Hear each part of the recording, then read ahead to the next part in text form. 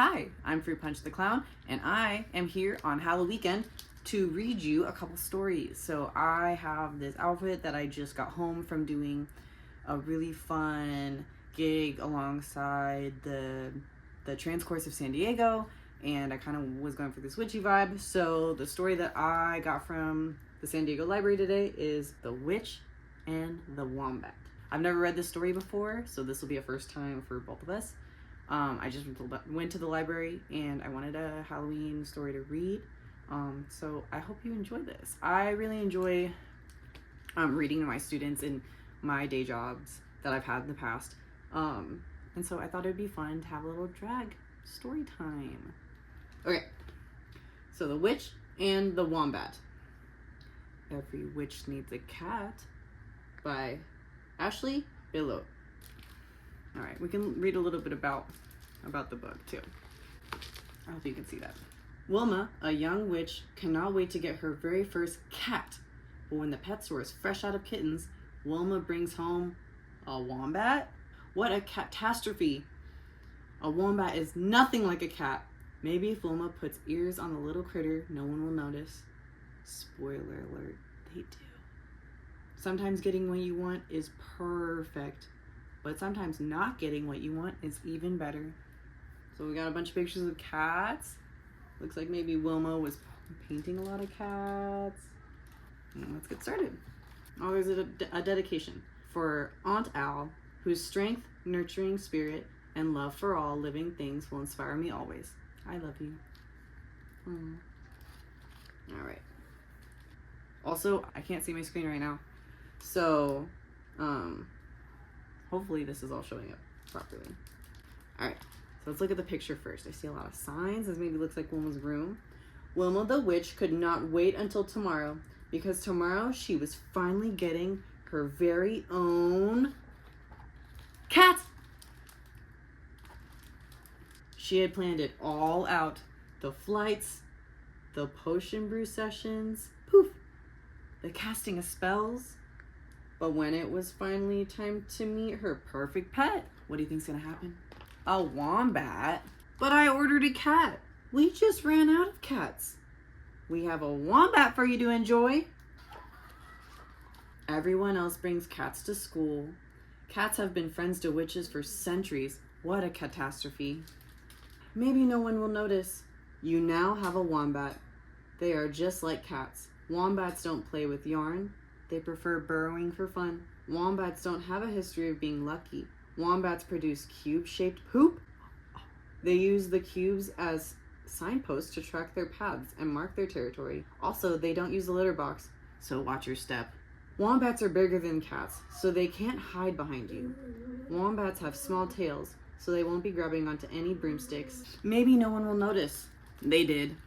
What happened to your cat? Why is her tail so short? Where are her whiskers? All of them said that at the bus stop. During broom flying basics, Wilma tried to stay positive. Come on, Wombat, you can do it. Sit on the back of my broom. You know, like a cat. Wombat looks pretty scared. Maybe bring potions for beginners would be better. You need to perch on the edge of my cauldron. Jump up. A little help here. Ugh. A cat would have at least landed on her feet. Surely spelling would be better. Poof! Cats are supposed to cower spookily behind witches when casting spells. They aren't supposed to sit in spell casting range. Oh, they even give us a nice little diagram of what a spell casting range is and how to stay safe. Ugh. Why can't you be more like a cat? You won't fly with me on my broomstick. You're no help at all with potions. And spell casting? Well, you remember. I wish you would just disappear. That is so sad. During recess, Wilma watched the other witches and their cats doing what witches and cats were supposed to do together. Sigh. Wilma sits here against the tree looking at everyone else with their cats. Wombat was gone. Oh no. Wilma had been so busy wishing she had a cat that she seemed to have wished her wombat away. She slumped to the ground, feeling sad. That's when she noticed a trail of small cubes and remembered wombats use their poop as landmarkers to track their paths. She started to follow the trail. A little square poop. I don't understand how you could poop squares. That's fine. Looks like she fell down a hole. Yikes! Until she found her wombat. Wow, you dug this burrow? That's impressive. What have you been doing down here? Oh, finding your inner feline. You're learning to be a cat. You did this all for me? Wombat, I was wrong to try to make you into something you're not. You're not a cat, but you are a perfect wombat. For the first time, Wilma was excited to introduce Wombat to her classmates. From now on, we stick together. Wilma and Wombat. Introducing the Wombat is magnificent. Oh, I'm gonna read that again. Introducing Wombat the Magnificent. Wow, Wombat has a pouch? That could come in handy.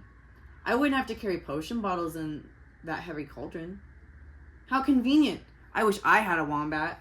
And when the pet store clerk called to say they had a cat for her, Wilma replied, why would I need a cat? I have a wombat. It's a little burrow that the wombat built. Looks like they're hanging out together, maybe a secret clubhouse. Under this photo it says, cats, top row. Fluffy, cutie pie, precious, smiley. Cats plus wombat, bottom row. Happy, wombat, cuddles, sunny, and Lars. More wombat facts. They can dig tunnels up to 650 feet long. Common wombats don't chase mice. They are herbivores and they only eat plants.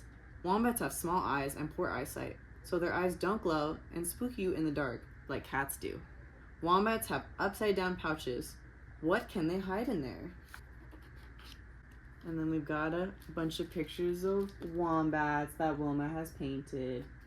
And then the end of our book says, every witch needs a wombat. The end. It was fun. I really enjoyed that, actually. That was cute. Like changing expectations. I feel like I've read a lot of books like this before, but that was very cute.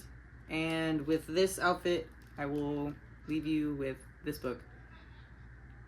A cat would have had... Whoa. Huh. Sometimes we can't read as adults either.